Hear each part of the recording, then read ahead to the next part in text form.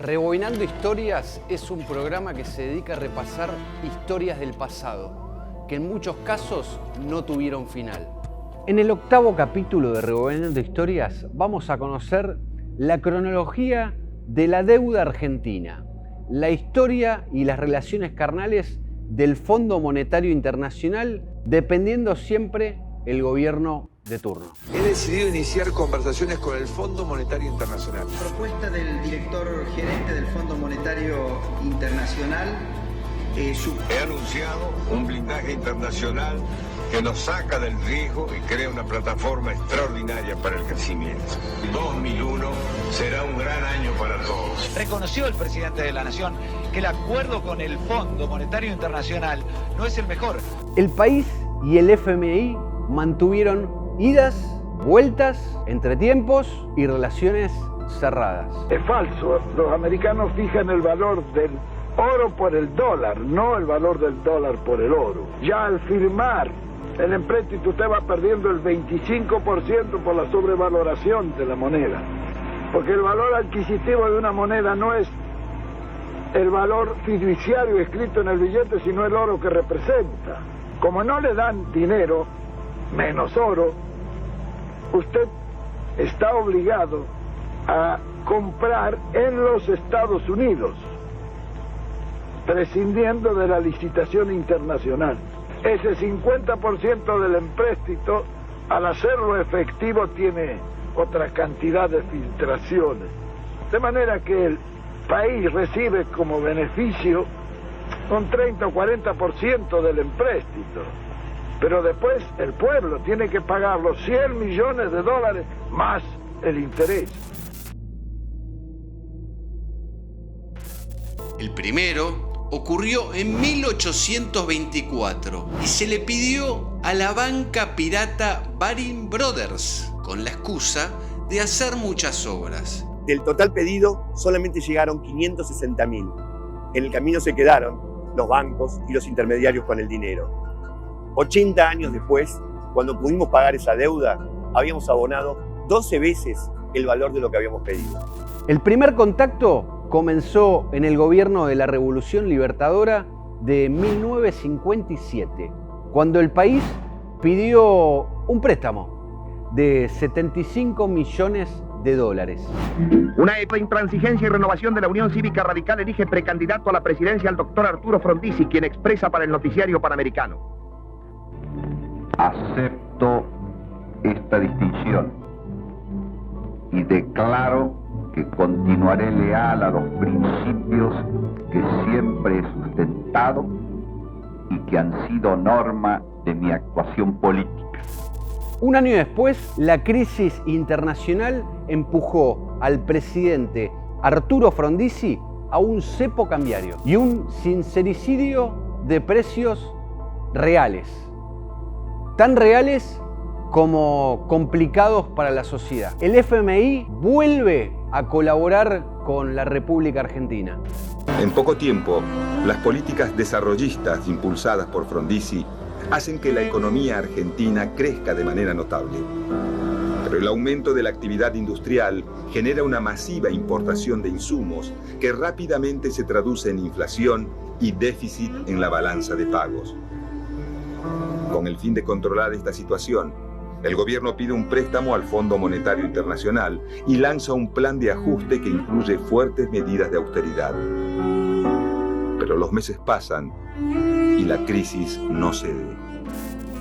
El FMI quedó asociado principalmente a las crisis en primera medida y en segunda medida a la palabra que a todos nos duele: los ajustes al bolsillo de todos los argentinos. Se abre, señores, un nuevo capítulo en la historia económica argentina. Hemos dado vuelta una hoja del intervencionismo estatizante y agobiante de la actividad económica para dar paso a la liberación de las fuerzas productivas. El ministro pone en marcha una reforma en el sistema cambiario que establece una disminución progresiva y programada del precio del dólar. Mientras tanto, la inflación no cede y para 1979 alcanza un índice del 160%. En julio de 1982 es designado al frente del Banco Central Domingo Felipe Cavallo. Una de sus primeras medidas implica asumir como pública las deudas privadas de las grandes empresas. A esta nacionalización de la deuda privada se suma un cambio en las políticas del Fondo Monetario Internacional y la Banca Mundial, que dejan de ofrecer préstamos baratos a los países latinoamericanos. Durante los años de la dictadura, la deuda externa argentina se multiplica por 6. Y hoy podemos todos dar gracias a Dios. La casa está en orden. A comienzos de 1983, Argentina atraviesa una aguda crisis económica y social. Más de 7 años de dictadura dejan un país empobrecido, endeudado y dependiente de los organismos de crédito internacional. El nuevo signo monetario se llamará Austral. Muere el peso, nace el Austral. Un dinero fuerte y sano que no arrastra consigo la carga de la inflación. Mientras tanto, los precios de los productos argentinos de exportación caen en picada. La deuda externa crece y los acreedores presionan al gobierno para que cumpla con el cronograma de pagos. En los primeros meses de 1989, la inflación no da tregua y el Banco Mundial suspende temporalmente la ayuda a Argentina. En Estados Unidos, el nuevo presidente, George Bush, aumenta la presión financiera sobre el Estado argentino, intimándolo a cumplir con los pagos de la deuda externa. Al mismo tiempo, dentro del país, las grandes empresas retienen sus divisas, la clase media compra dólares y las clases bajas a duras penas pueden comprar alimentos.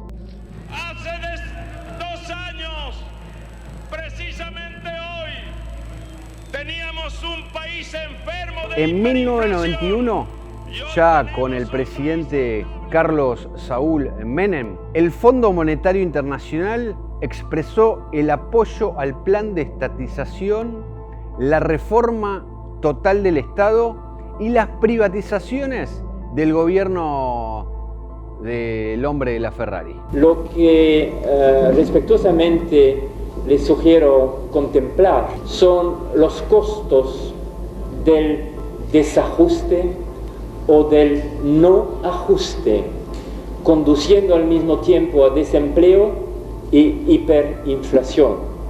Me parece que lo que se ve ahora en Argentina es al mismo tiempo eliminación de las tensiones inflacionistas extremas y creación de empleos.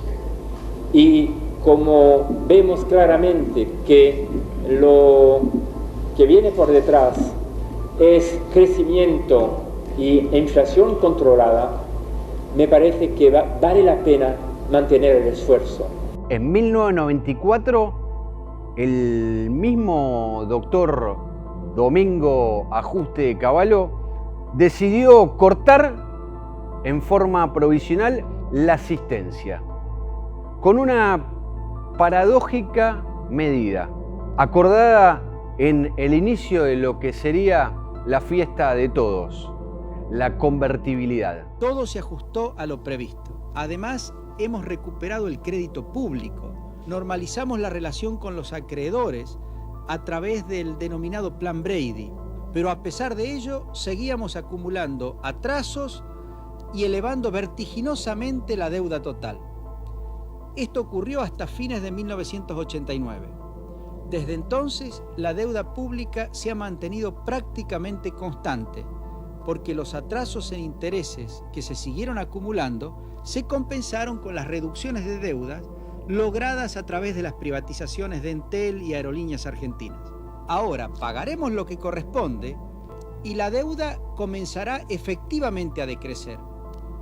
Esto no es sino el resultado de haber ordenado nuestra economía y de haber logrado un muy buen acuerdo con nuestros acreedores. Al crédito lo debemos cuidar entre todos. Espectacularmente y comenzar a generar los empleos que necesitamos. El 2001 será un gran año para todos. Señor, ¿qué es lo que se lleva? Carne y mercadería, porque no tengo para comer. Estoy enfermo. Tengo ya chive y no puedo laburar, tengo esta porquería. Porque no tengo trabajo y me quedé sin trabajo y tengo 5 chicos, por favor. Queridos argentinos, los esfuerzos de este año dieron sus frutos. He anunciado un blindaje internacional que nos saca del riesgo y crea una plataforma extraordinaria para el crecimiento. Difícil para ustedes que están soportando una crisis prolongada que lleva casi 4 años castigándonos.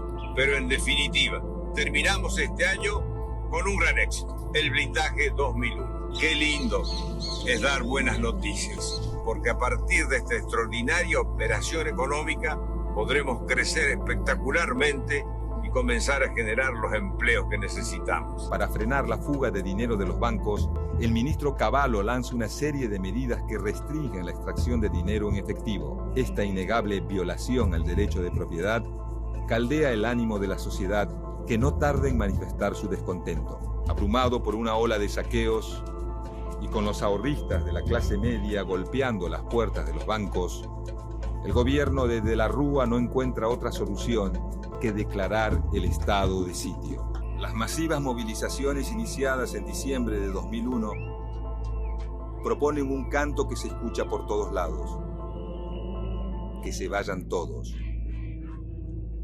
Argentina comienza una nueva etapa. Y terminando el año, dijimos que queremos volver a ser independientes y manejar nosotros los resortes de nuestro país. Y por eso, hace pocas horas atrás, decidimos terminar con esa deuda de 50 años. Y le dijimos que al Fondo Monetario Internacional basta la deuda externa. La Argentina paga, la Argentina se libera, la Argentina construye su destino, la Argentina empieza a construir su independencia. Y ustedes saben...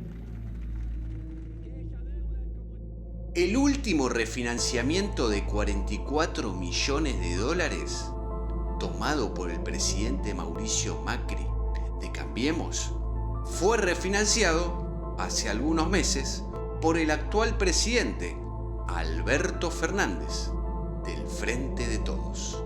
Estamos podridos de todos los oligarcas y de todos aquellos que ven y no hacen nada. Van y le votan todo al presidente y a la Cristina y a su hijo y a todos le votan. Pero de nosotros no se acuerda nadie. ¿El FMI es bueno? ¿El FMI es malo? Usted saque sus propias conclusiones. Esta historia, lamentablemente,